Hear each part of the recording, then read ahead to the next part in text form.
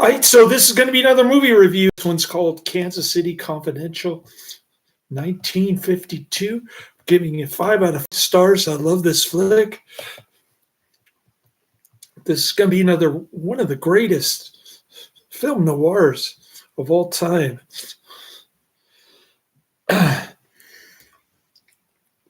It's got an all-star cast.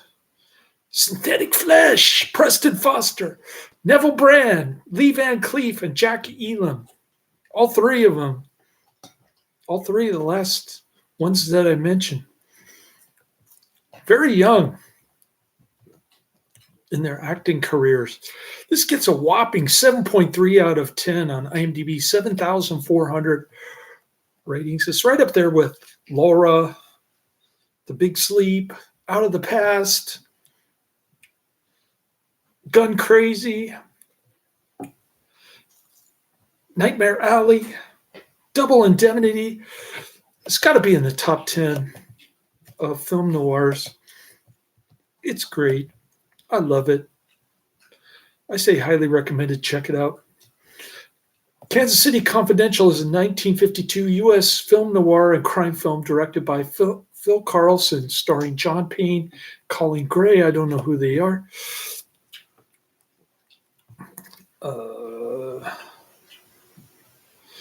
The film was released in the UK as The Secret Four. Carlson and Payne teamed a year later for 99 River Street, another film noir, followed by Hell's Island, a film noir in color. I think Carlson did a couple of other film noirs that are highly rated, but not as good.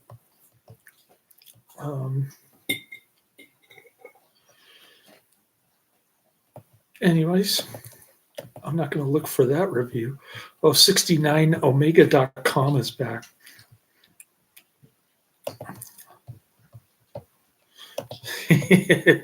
Where's Karate Man? It's too early in the afternoon for Karate Man. Anyways, the film is now in public domain and home video and MGM and Sony Pictures for theatrical TV and internet. Okay. I posted the links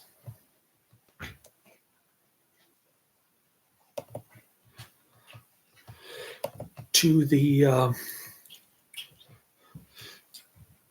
Cult Cinema Classics public domain upload, as well as the trailer. Oh, YouTube is thanking me for reporting things that are against their community guidelines. They never do anything about it. They only slap me with copyright warnings. I haven't gotten a strike on my channel yet because I keep removing the ones that have Warner Music Group music allegedly on them. Barely hear it coming from the driveway at my job. I'm trying to get some overtime there on Thursday. But I have my son. When's your birthday? The 7th? Wednesday? Hey. When's your birthday? The 7th? Wednesday? 7th. I don't know what day it is. What do you want for your birthday? You want me to get you double fudge cake? I don't know. Safeway card? I don't know. He doesn't know what he wants for his birthday. All right. So the ruthless Mr. Big is timing the arrival of an armored car picking up money from a bank and a flower delivery truck. Keeps putting check marks next to his little map there. He plans to rob the armored car with 3 men. Peter Harris, a gambler wanted for murder, played by Jack Elam with the weird eyes. We all know Jack Elam. Bob Kane, a cop killer, played by the great Neville Brand, who's chewing gum throughout the movie. All he does is chew gum. And Tony Romano, a womanizing getaway driver. When interviewing them, he wears a mask so they cannot identify him. They were selected because each has a reason for fleeing the U.S. The plan includes using a duplicate flowery delivery truck. The robbery and pursuit go as planned, with each crook wearing a mask so none can identify each other.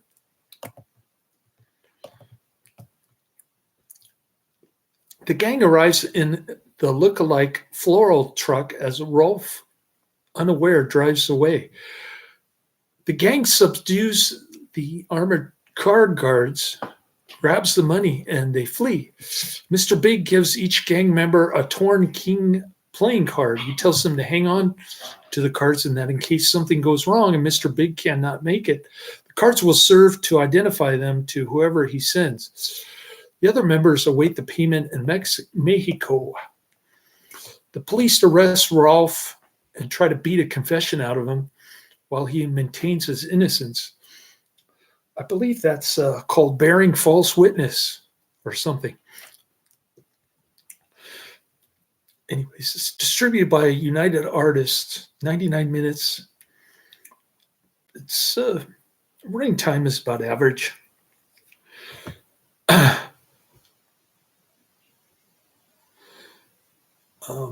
Rolf gets released when his alibi checks out and a real robbery vehicle is found. Rolf loses his job because people still think he's guilty in the public eye, in the newspapers and whatnot. So he decides to find the criminals and clear his name. He finds out Harris fled the city, correctly believing he must be one of the robbers. Rolf pursues him to Tijuana, and he loves Jack Elam loves to play craps, just like that dude in Law of the Jungle. All right.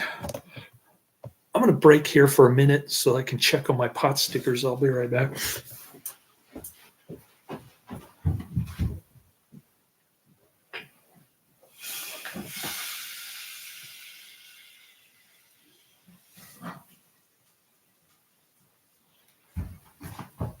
All right.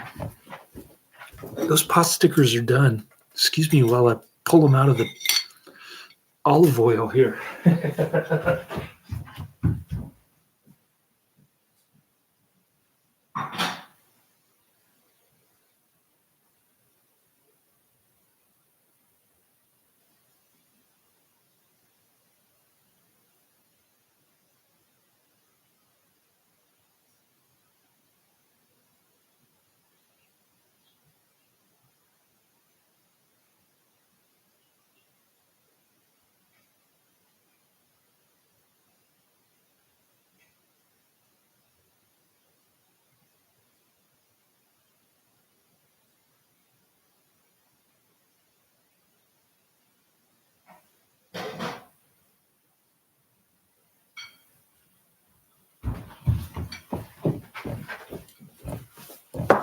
Okay, I'm back. Sorry for the delay.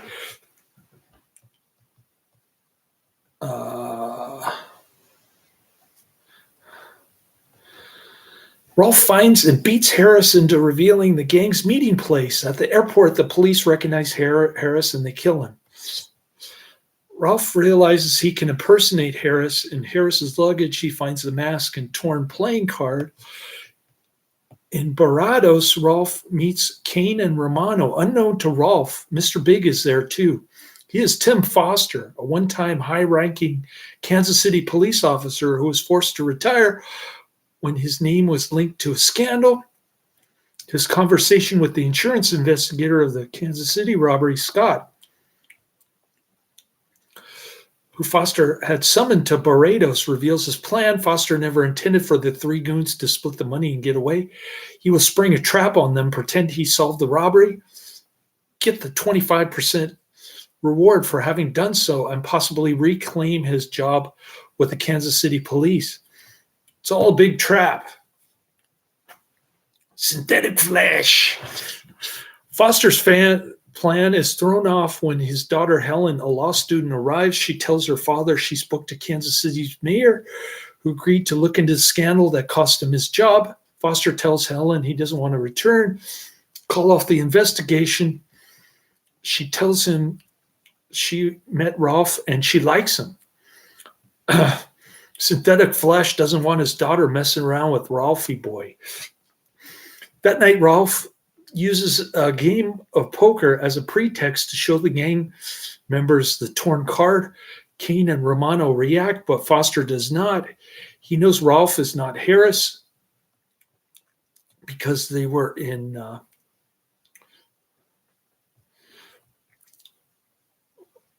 Kane knows because they were in jail together. He knows what Harris looks like. Soon after, Ralph catches Romano searching his room and beats him. What's unclear to me is, how did Kane know that Harris?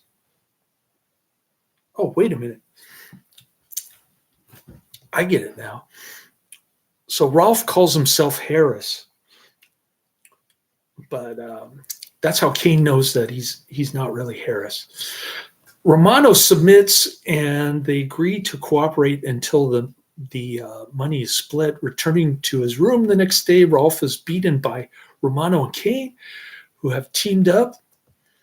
So you got Neville Brand and Lee Van Cleef beating up on Ralphie boy. Kane knows Ralph is an imposter because he was in prison with Harris, and he's using Harris's name. Helen knocks on the door, and some quick thinking by Ralph compels Romano and Kane to leave them alone. Foster, as Mr. Big, writes individual notes to Ralph, Kane, and Romano to meet him on his boat. Before it can happen, Kane and Romano try to ambush Ralph, who gets the drop on them. He admits he's Ralph, not Harris, and tells them he insists on getting Harris's share. So he tells them that he was framed. He lost his job because of these two guys. Kane and Romano waylay Ralph and discover he's going to the boat. All three are driven there by Foster, pretending to be going out fishing. They still do not know he's Mr. Big. On board, Ralph escapes, and he comes across the money that Foster had made so easy to spot on purpose because it's marked. Romano, gun in hand, confronts him.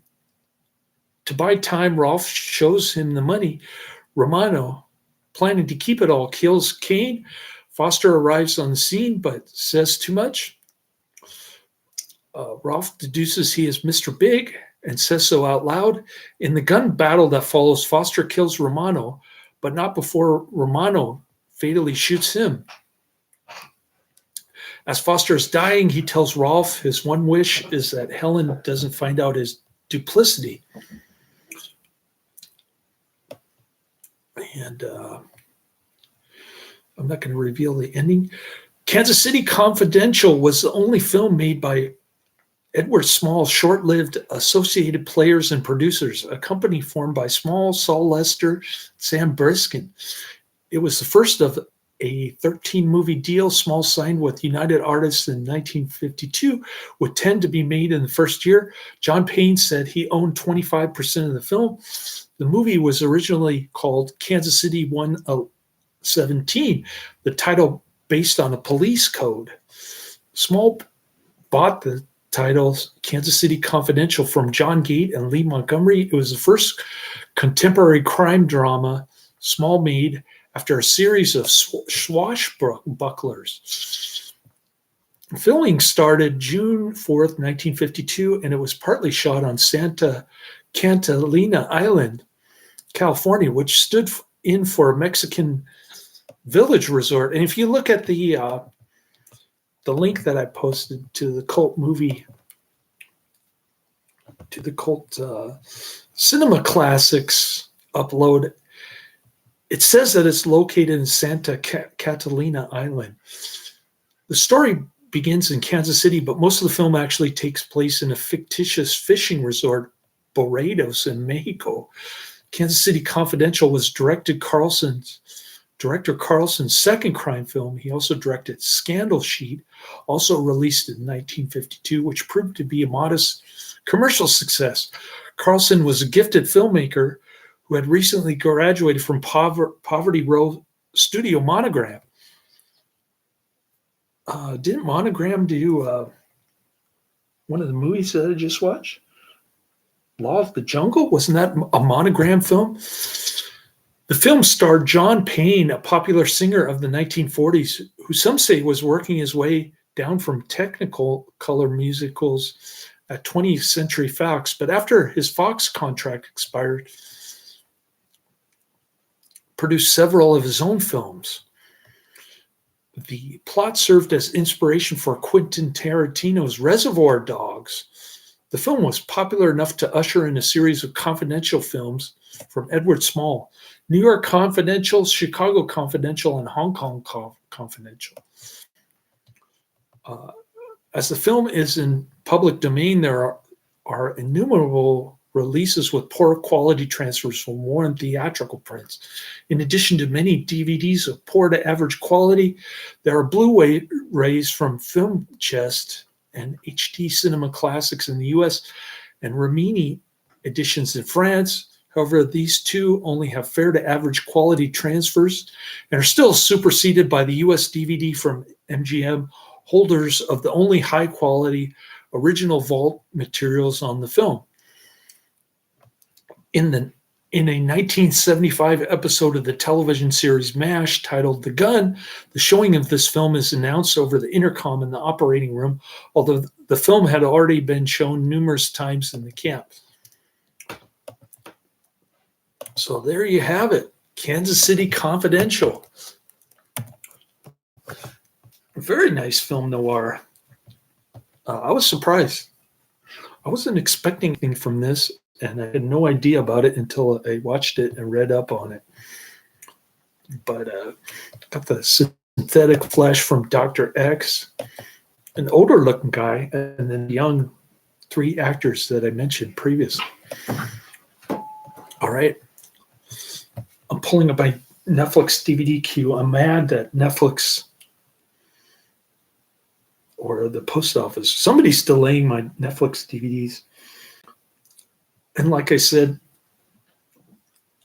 my Netflix queue is going away entirely next year. I don't even know if I'll get to the Karate Man stuff on there. But I'm just going to copy it and look for it on YouTube or Amazon. That's my game plan. Let me know if you have any other ideas, guys, mates. It was the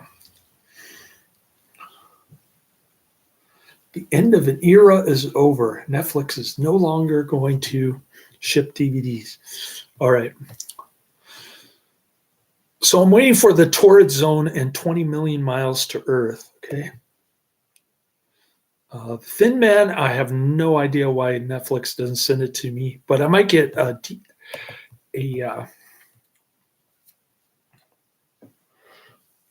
Adrian mention next week called The Howling, 1981.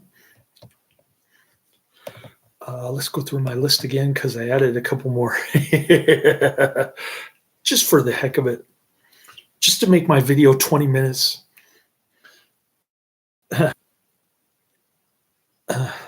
Adrian's probably the only one who watches it all the way through. All 20 minutes. All right.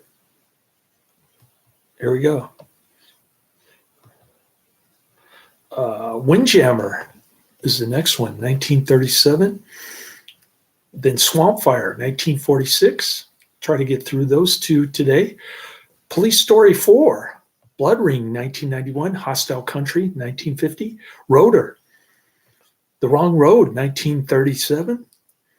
You Bet Your Life, Identity Unknown, 1945. Chain for Life, 1952. Untamed Women, 1952. Texas, Brooklyn, and Heaven, 1948. Beast from Haunted Cave, 1959. Moon of the Wolf, 1972.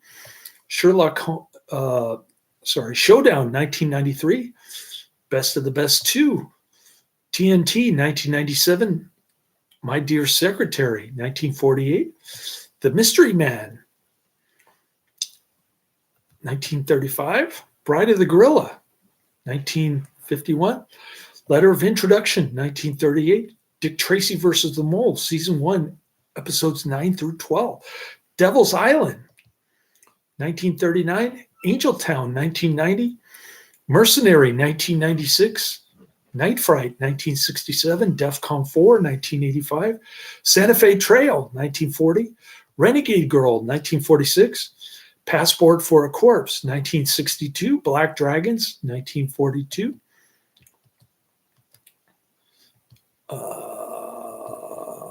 Cyborg Cop 2. Drums of the Desert, 1940. Shock, 1946. It Lives by Night.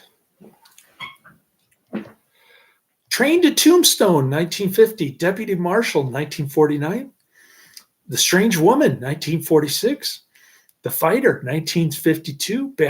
Bamboo Gods and Iron Man, 1974. Zero Tolerance. Ulterior Motives, 1992. The Big Chance, 1933. I'll See You in Hell, 1960. The Case of the Eiffel Tower, 1955. Hostile Country, 1950. Three Desperate Men, 1951. The Star Packer, 1934. The Devil's Hand, 1961. My Outlaw Brother, 1951. Godzilla versus Mechagodzilla. Talons of the Eagle. Riders of the Whistling Pines, 1949. Portraits of Terror, The Final Curtain. Safe and Effective, A Second Opinion, 2022. Malibu Crush, 2022.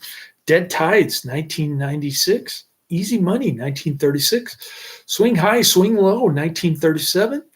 An Eye for an Eye. The Real Anthony Fauci, 2022. Return to the Batcave, The Misadventures of Adam and Bert.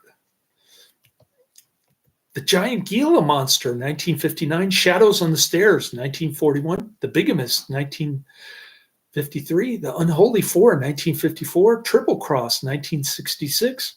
Hold Me While I'm Naked, 1966. Head, 1968. 1990. The Bronx Warriors, 1982. Exterminators of the Year 3000, 1983. Platoon Leader. Penny Serenade, 1941. Creature from the Haunted Sea, 1961. War of the Satellites, 1958.